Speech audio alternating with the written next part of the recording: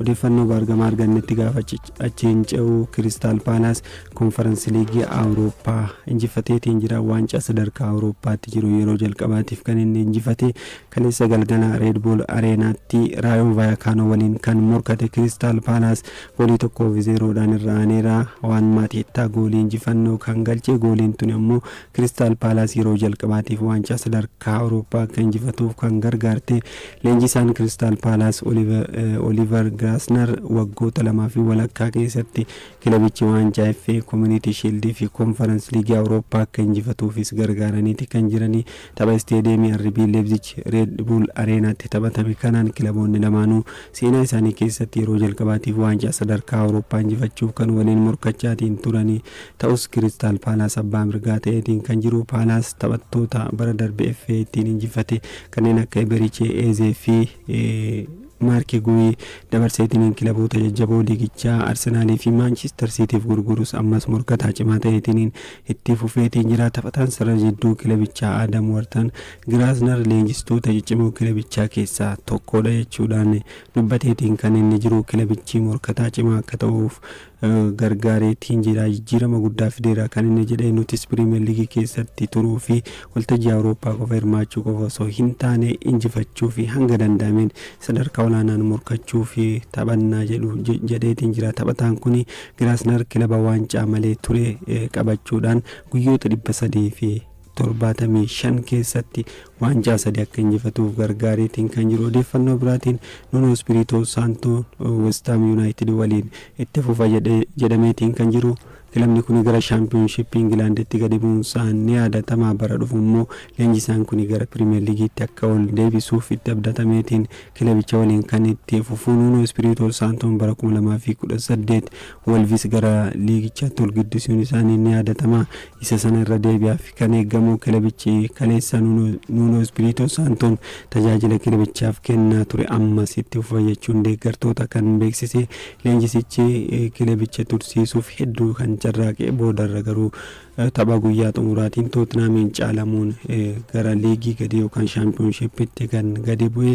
kilabichi soo leenjisichaa hin qacarin dura qabxii dhabeen sadarkaa kanaan morkachaa kan inni ture yookaan immoo liigicha keessaaf kan inni gadi bu'uuf dirqamee ji'a majjii as qabxii galmeesseen soo ilaalame turmaata liigichaa ni argata ture. qabxiin marsaa dura galmeesse gatii isaa kaffalchiiseetiin jira. Nuno Espirito Santo waggaa tokko kana dura Championship keessaa taphatan turaniin Wolves akka gara Premier Leaguetti ol guddatu gargaaraniiti kan isaan jiranii. ammas ka seenaa sana irra deebuuf kan eegamanii yeroos immoo qabxii 99 walitti qabachuudhaan kilaba kana kan ol guddisanii. West Ham waggoota 14 booda liigicha keessaa gadi bu'ee bara dhufu ol deebi'eetiin liigii kana keessanii morkataa fi kan eegamu. odeeffannoo biraatiin Maurizio Sarriin immoo waliigaltee Lazio waliin qabaniin adda kutuudhaan gargar baaniiti kan jiranii. Sarriin Lazio leenjisuu eegalanii waggaa tokko booda kan gargar baanii. manguddoon ganna 67 kun yeroo lammaffaadhaaf kilaba kana waliin kan gargar baanii bara 2021 hanga 2024tti leenjisaa Lazio turuun isaanii ni yaadatama. bara darbe immoo deebi'aniitiin kilaba kanatti kan deebi'anii. Lazioon barana liigicha sadarkaa 4ffaan kan xumure. Coppa Italia immoo Inter Milaaniin mo'amuudhaan waancaa dhabuun isaanii yaadatama. Neapilisitti kan dhalatan Sarrii fi kilabichi waliigalteedhaan gargar ba'uun isaanii gabaafameeti jira. kilabichis oolmaa isaaniitiif galateeffateera. Sarriin bara 2021 kilabicha sadarkaa lammaffaan akka xumuruuf gargaaruun erga bara 1999 qabxii olaanaa akka galmeessu taasisuun ni yaadatama. leenjisaan duraanii garee biyyaalessaa Itaalii Gennaro Gattuso ammoo bakka Maurizio Sarrii ni bu'uu fi nama eegamanidha. Goleegaan duraanii Leicester City Kasper Schmeichel kubbaa miilaa irraa soorama ba'uusaa beeksiseetiin jira. lammiin Denmark ganna 39 Kasper Schmeichel kubbaa miilaa taphachuu kan dhaabe sababa miidhama ceekuu isaa irraa gaheen waggaa tokko oliif yaalamaatiin ture. ta'us ammas tapha kana itti fufuu akka hin dandeenye bareetiin kan jiru. amma waliigaltee Celtic waliin qabus adda kutuudhaan kubbaa miilaarraa soorama baheetiin jira. Shimaayikil yaaliin baqaqsanii wal'aanuu erga taasifamee fi booda taphachuu akka hin dandeenye baruun murtoo kana kan dabarse. Bara 2025 tapha walakkaa xumuraa Nations League Denmaarkii fi Portugal gaafa waliin taphataan kun kan miidhamee Shimaayikil akkaan yaadutti yeroon sirriin kubbaa miilaa taphachuudhaaf amma natti fakkaata jedheetiin kan jiru. Namni kamuu dirree keessatti nagaa dhaammatee dhiisuu barbaada. Wanti ati yaadde hundi akka ati yaaddetti hin ta'u, carraan koo ammoo miidhamaan kubbaa miilaa dhaabuu ta'eera jechuudhaan kan inni dubbate. Shimaayikil kubbaa miilaa Manchester City keessatti kan eegalee Denmaarkiifis taphoota 120 taphateetiin kan inni jiru. Bara 2018 fi 2022 ammoo waancaa addunyaa irratti hirmaateera Denmaark waliin. Waancaa Awurooppaa 2020 ammoo walakkaa xumuraatiin gahuun isaanii yaadatama. Biyya isaa Celtic waliinis waancaa liigii Scotland 2 fudhateetiin jira. Bara 2016 ammoo Leicester City waliin akkuma gara Premier League'itti ol guddatanii shaampiyoonii kan ta'e immoo seenaa dagatamuu miti. Kubbaa miilaatiin imala dheeraa deeme hiriyoota yeroo milkii fi ulfaataa waliin dabarsine hedduu horadheera. Amma yeroon sirriin kubbaa miilaa itti dhaabu gaheera jechuudhaan nagaa dhaammateetiin kan inni jiru. Odeeffannoo jijjiirraa wal qabatanitti gaafa ce'u Manchester United Ederson da Silva Atalanta irraa mallatteessifachuudhaaf itti dhiyaateetiin kan jiru. BBC Sport akka barreessetti United taphataa kanaaf paawundii miiliyoona 38 ramadeera jedha. Taphataa sarara jidduu Atalanta Ederson waliigalteen isaa waggaa tokko booda kan xumuramu. Taphataan umrii 26 kun taphataa ganna kana jalqaba Manchester United ittiin dabalamaaf eeggamuudha. United jalqaba paawundii miiliyoona 35 kafalaa boodarra ammoo miiliyoona 3 ga'umsa taphatichaa irratti hundaa'uudhaan ni kaffala jedhameetiin kan jiru. United taphataa kanaaf fedhii hin qabu ture, ta'us galiin inni argate taphataa kana akka barbaadu isa taasiseetiin jira. Kanaan alatti ammoo liigicha sadarkaa sadaffaan xumureetiin kan inni jiru. Hoogganaa olaanaan kilabichaa Omar Biraadaan kilabicha adeemsaan fooyyeerra jira. Sadarkaa sadaffaa xumuruu isaaniitiin gareen isaanii taphataa kanaaf fedhii akka qabu kan isaan dubbatanii.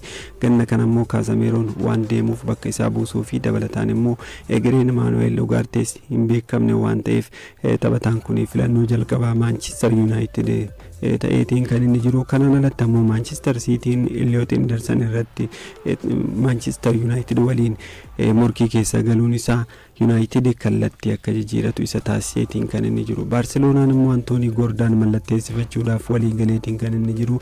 Taphataa kana Bayern Munich barbaadaatiin kan inni ture ta'us amma shaampiyooniin Spain Barcelonaan ifatti Bayern Munich caaluudhaan taphataa kana waliin walii galeetiin kan inni jiru. Barcelonaan Newcastleif paawundii miiliyoona 70 akka kafalus himameetiin kan jiru. Kilabichas dhiyeenya rakkoo faayinaansiitiin wal qabateetiin rakkachaatiin kan inni ture. Baroottan darbanfaa amma taphattoota gurguree galii argachuu akka danda'u abdii qaba jedhameetiin kan jiru.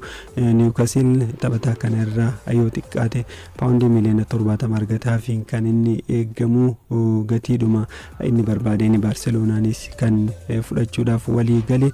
Waliigaltee hanga bara 2030 taphataa kana tursiisu waan qabuuf sodaa malee gatii isaa ol kaaseetiin kan himate. Newcastle United taphataa murteessaa kilabichaati.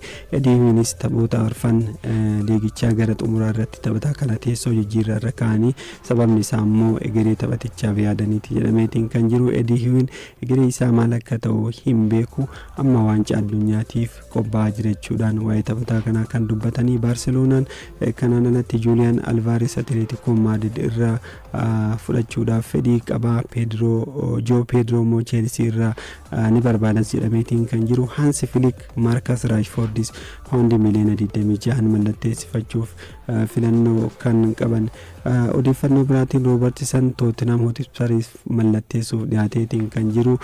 Taphataan tapha guyyaa xumuraatiin turmaata liigichaa kan argate Tottenham taphataa Liverpooliin gargar ba'e lammii Scotland Robertson mallatteessifachuudhaaf kan dhiyaate. Liverpool waliin kan gargar ba'e Robertson amma ganna 34 irratti kan inni argamu.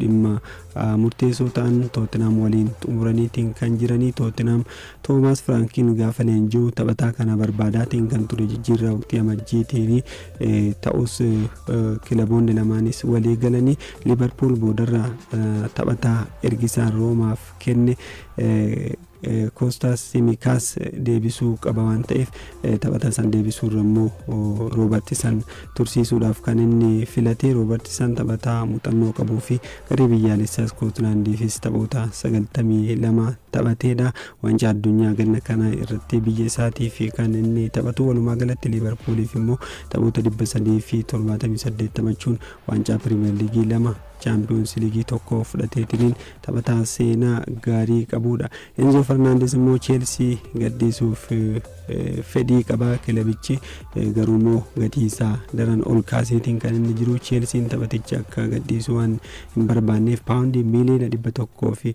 miliyoona 20 kan inni itti qabatee Chelsea waltajjii Awurooppaa osoo hin hirmaatin hafee taphaticha immoo sadarkaa sanaan Champions League Awurooppaa irratti hirmaachuudhaaf kan inni fedhii qabu. Kanaaf gatiin isaa Chelsea akka ol ka'u kan inni taasise. Fernandes bara 2023 paawundii miliyoona 100 fi miliyoona 7 Benfica irraa Chelseatti kan dabalame amma walii galtee hanga 2032 isa tursiisuudha kan inni qabu. Kun immoo Chelsea gatii barbaade kilabootatti akka qabatuuf isa taasiseetiin kan inni jiru. Dabalataan karoora kilabichaa kan egeree keessa akka jiru himameetiin jira. Taphataan kuni taphataa kana Manchester City taphattoota barbaadan keessaa isa tokkodha. Keessattuu immoo leenjisaan duraanii Chelsea Enzo Marescaan gara City kan dhufan yoo ta'e taphataa kanaaf fedhii olaanaa qabuudha kan jedhamaatiin jiru. Kanaan alatti Cityn Elliot Henderson yoo dhabe taphataa kana akka filannoo lammaffaatti kan inni ilaale. PSG'n kilaba biraa taphataa kana barbaaduudha. Real Madrid ammoo gatii Chelsea itti qaba taphataa kanaaf yookaan immoo taphataa kanaaf akka kaffalamu kaa'ee kana kaffaluudhaaf fedhii hin qabu jedhameetiin kan jiru. Taphataan sarara jidduu Manchester City Rodri mallatteessifachuudhaaf Real Madrid fedhii kan qabu. Chelsea erga bara kana sadarkaa 10ffaan xumuree leenjisaa haaraa Alonso jalatti morkataa cimaa ta'uuf waan barbaaduuf taphataa kana tursiisuudhaaf fedhii kan inni qabu.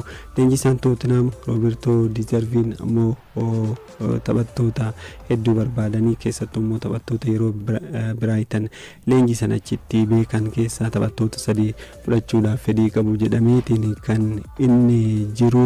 Jeremy Frimpong taphataan Liverpool ammoo garee biyyaalessaa Neezerlaandis waliin waancaa addunyaa irratti hin hirmaatu.